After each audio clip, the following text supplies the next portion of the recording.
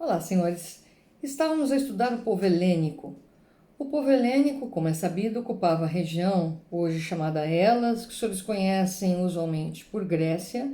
Já foi falado a respeito do tema, no que diz respeito aí à impropriedade dessa terminologia, eles também não gostam, eles preferem o termo helênicos, assim como se referem a seu país como Elas.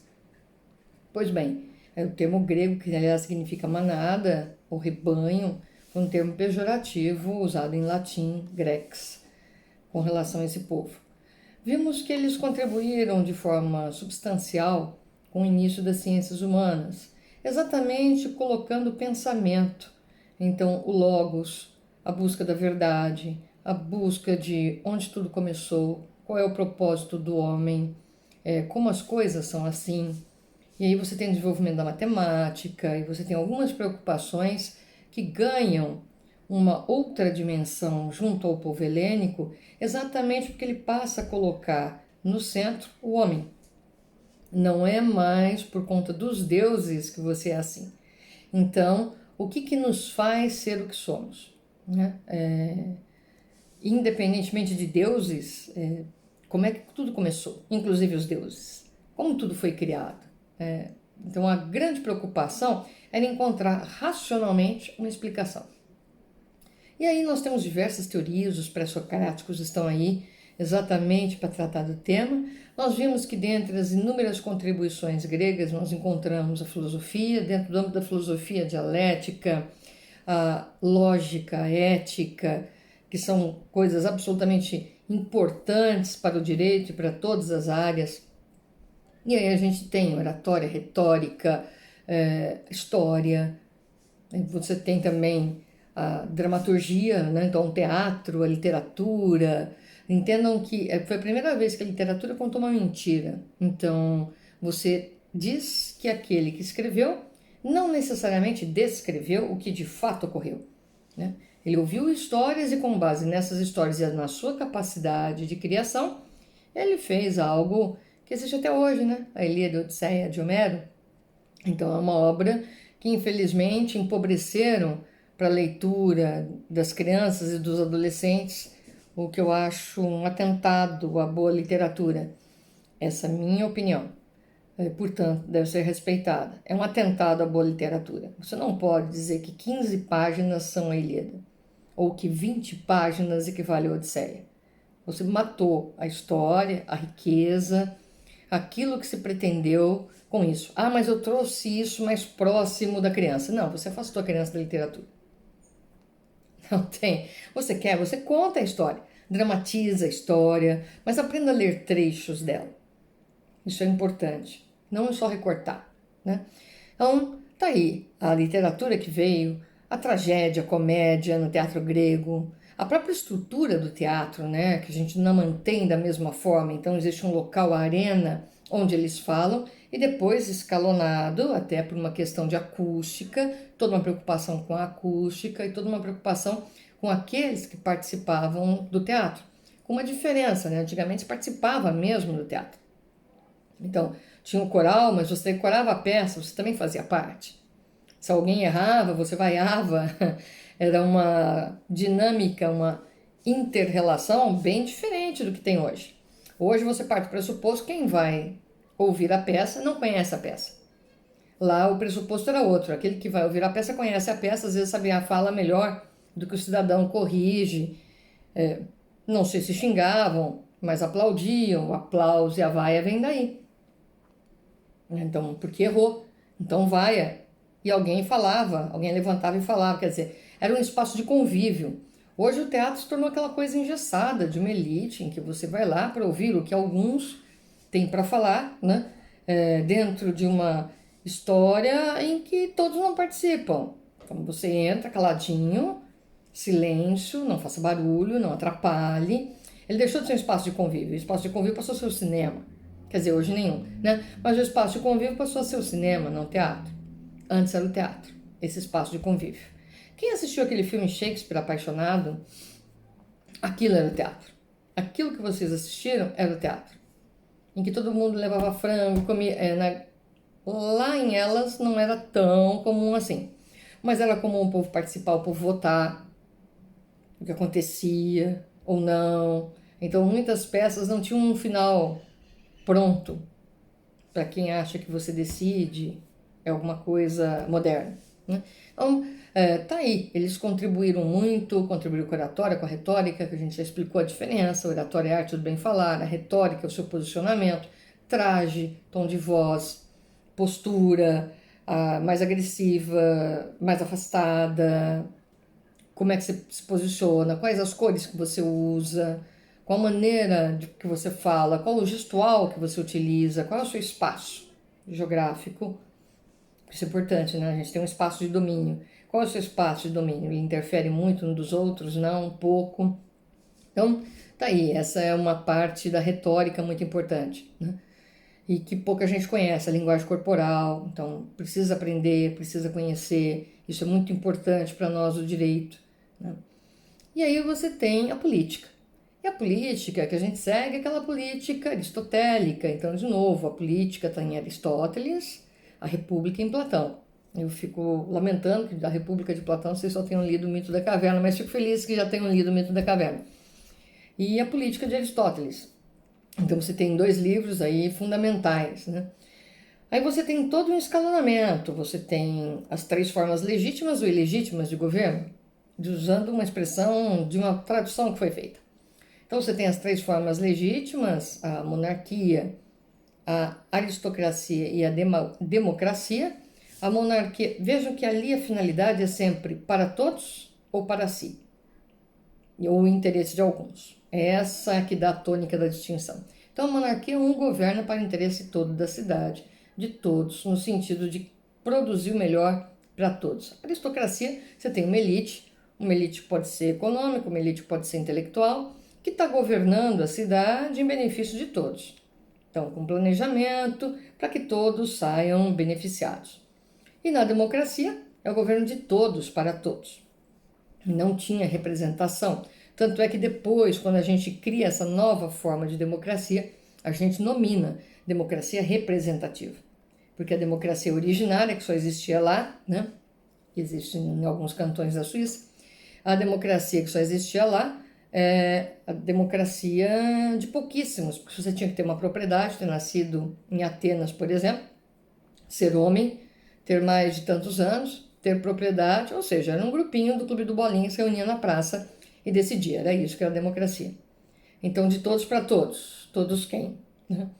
Então, tá aí, não podia ser estrangeiro, não podia ser mercador, não podia ser escravo, então tinha uma série de não podia, né? Mulher também não podia, então o não podia era maior do que o grupo democrático. Tá ok? Essas formas de poder ou de sistema de governo, elas acabariam se corrompendo com o tempo. Então, entendia-se que a monarquia, com a falha na vigilância por parte daqueles que se beneficiavam com a monarquia, você deixa de observar, deixa de cobrar, a pessoa começa a tomar atitudes que a beneficiam muito mais do que a sociedade. Então, entende-se que a tirania é o governo pela vontade do tirano e para atender às vontades do tirano. Entendam, senhores, não era um governo que eles achassem, não é que é incorreto, era uma deturpação lógica, segundo a forma deles de pensar. Eu já vou tentar explicar isso melhor para os senhores. Então, você tem aí a tirania, então tiranos são aqueles que determinam as leis, por exemplo, e acabou o assunto. Porque eles sabem o que é melhor para a cidade. Então não é mais a preocupação com aquilo que é melhor para a cidade, é o que eles sabem que é melhor para a cidade. Então é a deturpação da monarquia vira tirania. A deturpação da aristocracia, que é o governo de uma elite em benefício de todos os que estão lá, é a chamada oligarquia, em que você tem uma elite governando para si mesmo ou em benefício de poucos e de alguns primos, digamos assim, né? De alguns amigos. Então aí você tem a oligarquia. Então a oligarquia é a corruptela da aristocracia. Então a aristocracia, você tem uma elite governando em prol da sociedade, oligarquia, você tem uma elite governando em prol de si mesma, tentando enriquecer-se cada vez mais, e aos seus amigos. Democracia, você tem esse governo de todos para todos, que na verdade a gente já viu que é o Clube do Bolinho, reunido ali na praça, e isso daí, quando se corrompe, vira demagogia, ou seja, quando o discurso ele tem maior impacto do que a realização. É essa a distinção. O discurso vale mais que a realização? Sim. Então você está numa demagogia, não numa democracia. Ninguém quer saber exatamente o que foi feito, mas o discurso é muito importante. Ah, então você vive uma demagogia. É uma coisa curiosa de você entender que isso daí foi pensado no século 6, 5, antes de Cristo. Tá? Eu sei que você do século 21, agora, depois de Cristo, ainda está brigando com isso. E tentando achar formas. E brigando a respeito de democracia. Então toma cuidado que talvez você não esteja brigando bem pela democracia. Você está brigando por um tipo de democracia que é representativa. E verificando se ela tem falhas. Aparentemente não tem falhas, é perfeita. Então vamos lutar por ela. Pouquinho de cuidado nessas derivações são interessantes. O que Aristóteles dizia, já naquela época, ninguém é perfeito, é um governo de homens, feito para homens, então se não houver fiscalização permanente, isso se corrompe. Então ele achava absolutamente natural, entre aspas, que pela extrema confiança da sociedade, algo que ia bem começasse a desandar, havendo então necessidade de mudança. Então, para ele, haveria necessidade de mudança, por exemplo, da monarquia para a aristocracia, da aristocracia para a democracia, depois volta para a monarquia. Mas antes disso, se corrompeu em alguma delas, depois volta. Então, não tem um regime predileto. Para Platão, tem, né? Seria elite de filósofos governando a cidade. Fala sério, não vou nem fazer comentário, né? Então, seria elite de filósofos governando a cidade, eles fariam o que é melhor. Não sei em que plano, porque nós temos Platão aí falando muito do plano ideal, né? Do idealismo. Então, fica essa a questão apenas para passar para vocês um pouco a respeito da política, que não tem nada a ver com a nossa noção de política atual, e sim com a organização da polis. Então, como é que vai se dar a estruturação do poder na polis, né? Que é a cidade. Então, a partir do momento que você faz a polis, que você faz a cidade... Professor, era uma cidade-estado, essa nomenclatura vem depois, gente. Era polis, né? Polis você não traduz como cidade-estado. Então, era polis. A estrutura original dos helênicos era em clãs. Depois eles vão montando as estruturas maiores, vão se fixando. Agora, é bom que se diga que eles são muito avessos à contaminação cultural. Como assim? Explico para vocês. Se você é egípcio, trouxe ali um bando de egípcios e quer se assentar em elas, perfeito, escolha uma região e fiquem lá. A gente faz tratado comercial, tratado de paz, não tem problema nenhum.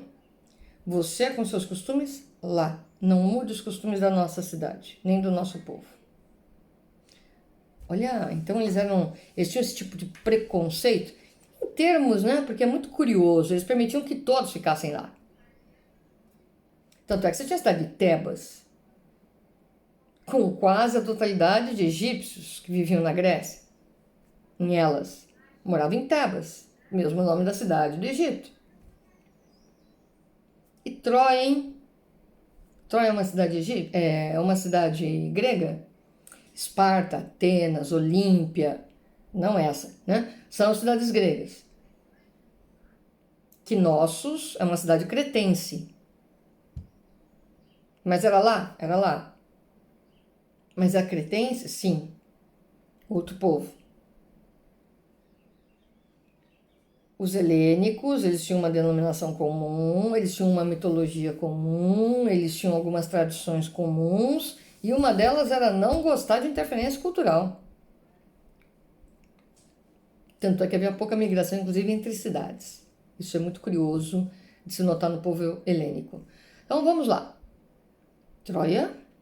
Troia era uma cidade fenícia, talvez a maior cidade fenícia da época, né?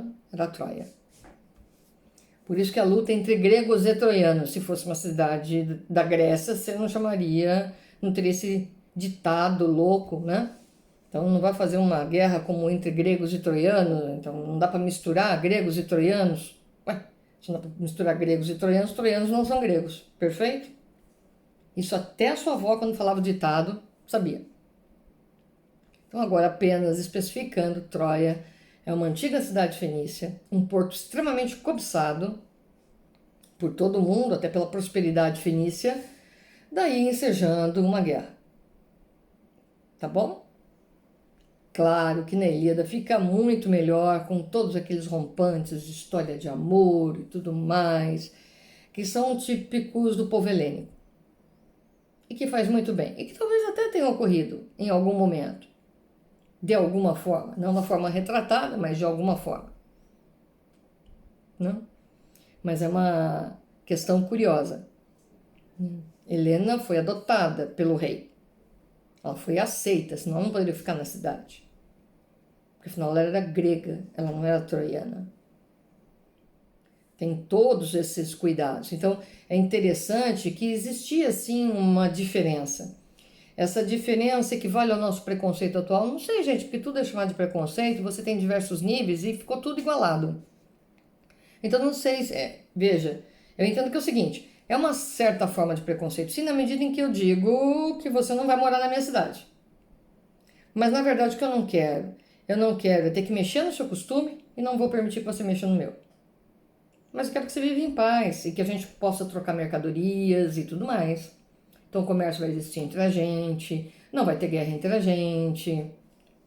O povo helênico pouco fez guerra, eles fazem guerra entre eles, Esparta e Atenas, guerra do Peloponeso. Então aí eles guerreiam. Com os outros, com Tebas, com Troia, aí foi uma outra história, né? Que juntou quase todas elas. Você tinha o maior porto. É muito interessante.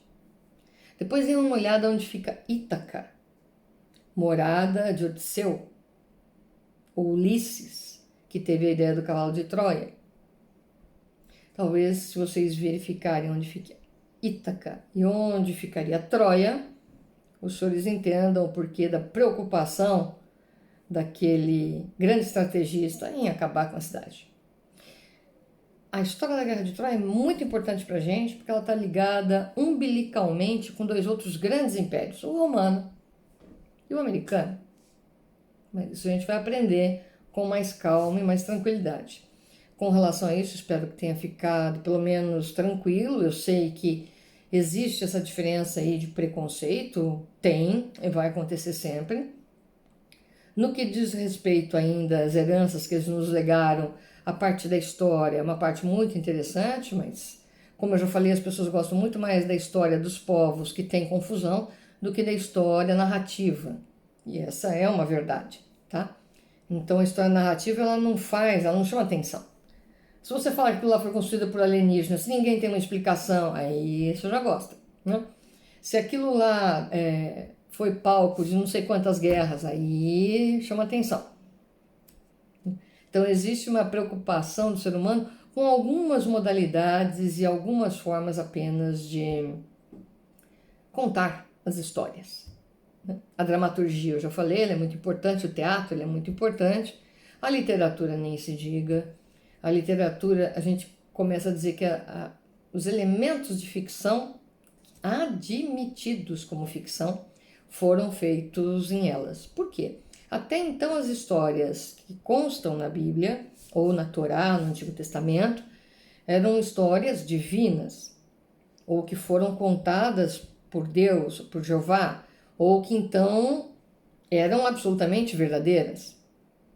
Com Homero você tem pela primeira vez uma história que não se pretende real. Ela é real no sentido de que a guerra existiu, aqueles negócios existiram, alguns elementos existiram, tá? Mas tem muitas coisas que são ficção. E os próprios helênicos sabiam disso. Porque por mais que ele testemunhasse, ele não testemunhou tudo. Então muita coisa era narrada. Como é que ele sabia o que estaria acontecendo com Heitor dentro lá de Troia? Claro que ele não sabia. Então, aí você tem uma estrutura narrativa fora, que o formato da literatura foi muito interessante. Além da mescla, né? Você tem a virada, você tem a parte política, você tem a mitologia, você tem os deuses, você tem tudo em conflito, você tem história de amor, tem tudo lá e um pouco mais. grandes aventuras na volta, a Odisseia não perde nada para a Ilíada. Então, tá aí uma dimensão totalmente nova e que traz alguns problemas quanto à datação. Tem muita gente preocupada aí sobre o que surgiu primeiro, a Torá, a Septuaginta ou a Ilíada. Veio a literatura ou tudo que era contado era verdade? E depois veio a literatura. Parece besteira, mas não é. Vou deixar vocês com essa reflexão, porque isso muda tudo, né? Até a forma de encarar determinadas realidades absolutas. E paramos por aqui. Nos vemos no nosso próximo encontro, já falando sobre Drácon e as leis draconianas, estudando a nossa querida Esparta. Fiquem bem, abraços virtuais a todos, até o próximo encontro.